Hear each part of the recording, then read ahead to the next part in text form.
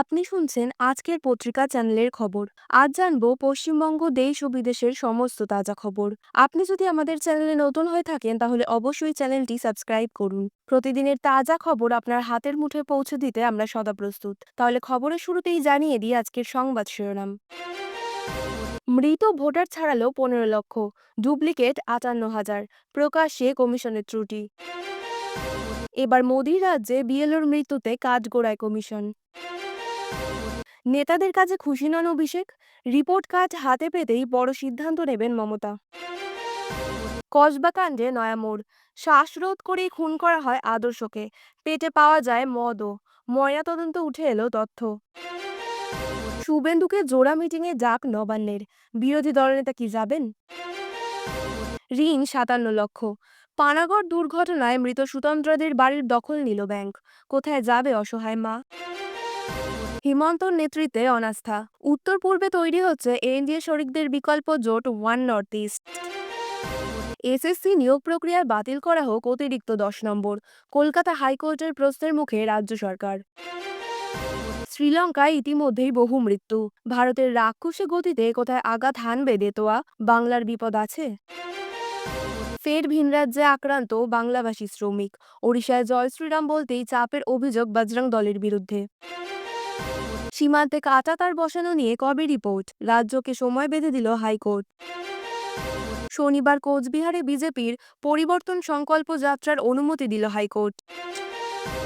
জন্ম শংসাপত্র তৈরিতে আধার গৃহীত হবে না, নির্দেশ জারি মহারাষ্ট্রে।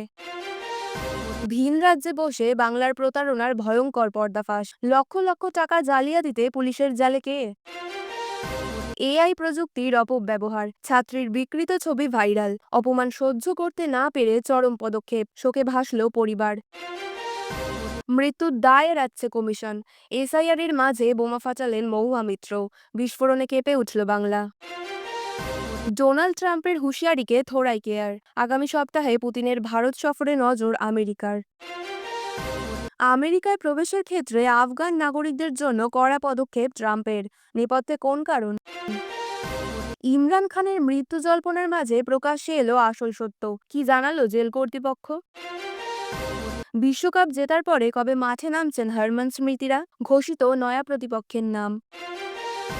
রাত পোহালেই বদলে যাবে আবহাওয়া, দক্ষিণবঙ্গ নিয়ে ফের খারাপ খবর, আগামীকালের আবহাওয়া।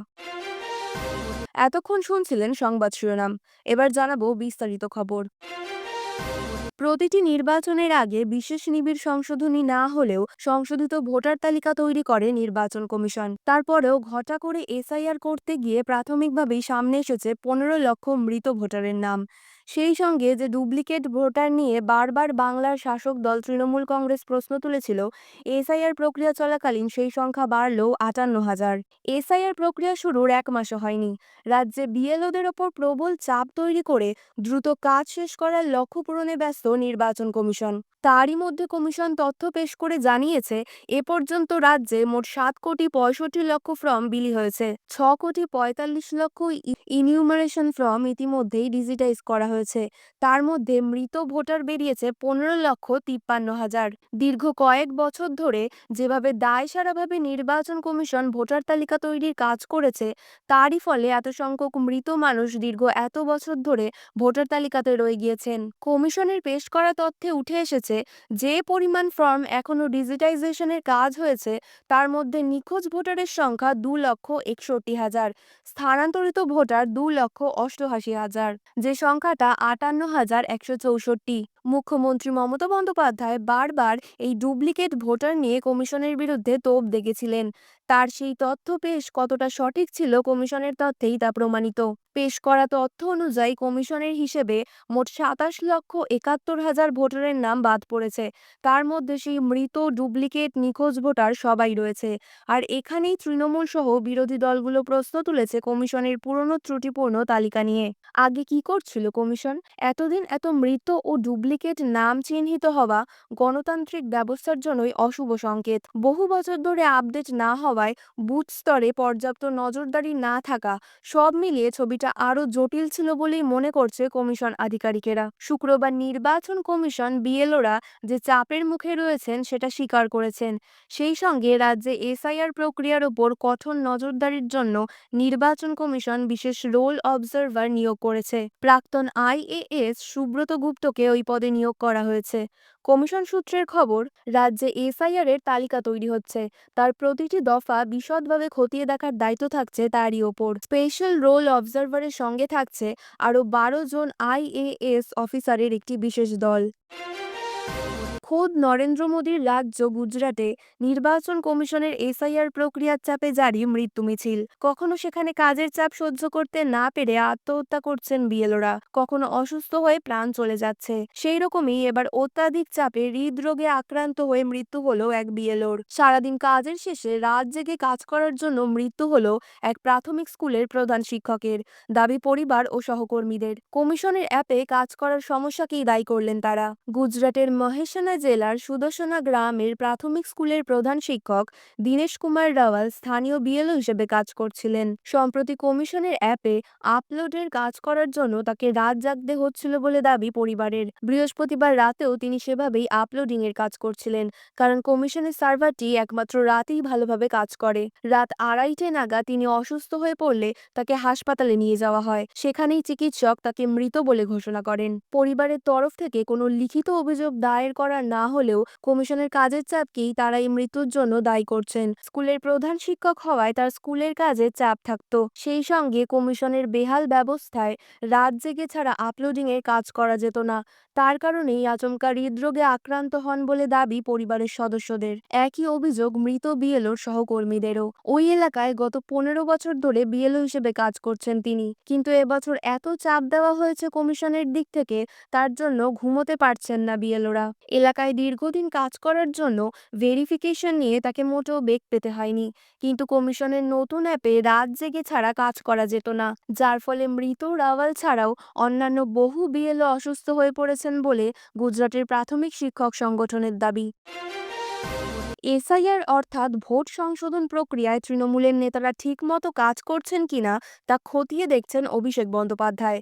এই সব তথ্য জোগাড় করে 6ই ডিসেম্বর মমতা বন্দ্যোপাধ্যায়ের কাছে নেতাদের কাজের রিপোর্ট তুলে দেবেন তিনি। নেতাদের কাজ কেমন হচ্ছে তা মমতাকে জানাবেন অভিষেক। এবার এসআইআর প্রক্রিয়ায় সমস্যা কোথায় হচ্ছে আর কোথায় তৃণমূল নেতারা ভালো কাজ করছেন এসব নজরে রাখছেন অভিষেক। তিনি আগেই বলেছিলেন, পরিকল্পনা ছাড়া এত কম সময়ে এসআইআর করা ঠিক নয়, এতে অনেক বৈধ ভোটারের নাম বাদ যেতে পারে। তাই দলের নেতাদের সক্রিয়ভাবে কাজ করতে বলেন তিনি।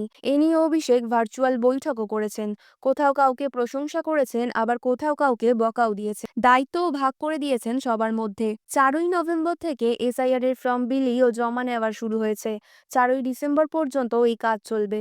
নির্বাচন কমিশন যেভাবে তথ্য ডিজিটাল করছে, তেমনি তৃণমূলের বিএলএ 2 কর্মীরাও নিজেদের পক্ষ থেকে ভোটার তালিকার তথ্য সংগ্রহ করছেন। এই তথ্য দিদির দূত অ্যাপে আপলোড করা হচ্ছে। কারা ভালো কাজ করলেন, কারা করলেন না, সব তথ্য যাবে মমতা বন্দ্যোপাধ্যায়ের কাছে। অভিষেক এবার আলাদা করে খতিয়ে দেখছেন কর্মীরা কি কি কাজ করেছেন এবং কিভাবে কাজ করেছেন সেই সব কিছুই। কোন নেতা ঠিকমতো কাজ করেছেন, কারা পিছিয়ে পড়েছেন, আর কারা দায়িত্ব দেওয়ার পরেও গুরুত্ব দেননি। 6ই ডিসেম্বর অভিষেকের এই পুরো রিপোর্ট দেবেন মমতা বন্দ্যোপাধ্যায়ের হাতে। দলীয় সূত্রের খবর, অভিষেকের দেওয়া এই রিপোর্টের ভিত্তিতেই সামনে ভোটের আগে বহু নেতার পদ নিয়ে বড় সিদ্ধান্ত নিতে পারেন মমতা। এর আগেও লোকসভায় ভোটে খারাপ ফল হওয়ায় এলাকায় পৌরসভার চেয়ারম্যান বদলের ঘটনা ঘটেছিল। তাই এবারও পরিবর্তন হতে পারে বলে মনে করছে তৃণমূলের অন্দরমহল। দক্ষিণবঙ্গে নামছে তাপমাত্রা, তবে নভেম্বরের একদম শেষে এসেও সেই ঠান্ডার দাপট নেই। ইতিমধ্যেই দক্ষিণবঙ্গের কিছু জেলায় 14 থেকে 15 ডিগ্রি সেলসিয়াসে নেমেছে তাপমাত্রা। তবে আবহাওয়া দপ্তর বলছে, বঙ্গোপসাগরে থাকা ঘূর্ণিঝড় সরাসরি প্রভাব পশ্চিমবঙ্গে না পড়লেও আগামী কয়েকদিন রাতের পারদ আরও চড়বে বলে পূর্বাভাস। দক্ষিণবঙ্গের আবহাওয়ার খবর, বঙ্গোপসাগরে রয়েছে ঘূর্ণিঝড়, অন্যদিকে রয়েছে জোড়া নিম্নচাপও। আবহাওয়া দপ্তর বলছে, এর জেরে রাজ্যের আবহাওয়ায় বড় কোনো পরিবর্তন হবে না। তাপমাত্রা নামার পূর্বাভাস নেই চলতি সপ্তাহে, উল্টে বাড়বে তাপমাত্রা। আগামী 24 ঘন্টায় দক্ষিণবঙ্গের জেলাগুলিতে রাতের তাপমাত্রা 2 থেকে 3 ডিগ্রি বাড়ার পূর্বাভাস। সপ্তাহান্তে তাপমাত্রা বেশ কিছুটা বাড়বে, স্বাভাবিকের কাছাকাছি পৌঁছে যেতে পারে। তারপর পরবর্তী 4 দিন তাপমাত্রায় বিশেষ হেরফের হবে না। আপাতত বৃষ্টির সম্ভাবনা নেই এই রাজ্যে। শুষ্ক আবহাওয়া বজায় থাকবে, কোথাও কোথাও আকাশ হালকা মেঘলা হলেও বৃষ্টি হবে না। খবর আজকের মতন এই পর্যন্তই। পরবর্তী খবর শোনার জন্য সাবস্ক্রাইব করুন আজকের পত্রিকা ইউটিউব চ্যানেলটিকে। ধন্যবাদ।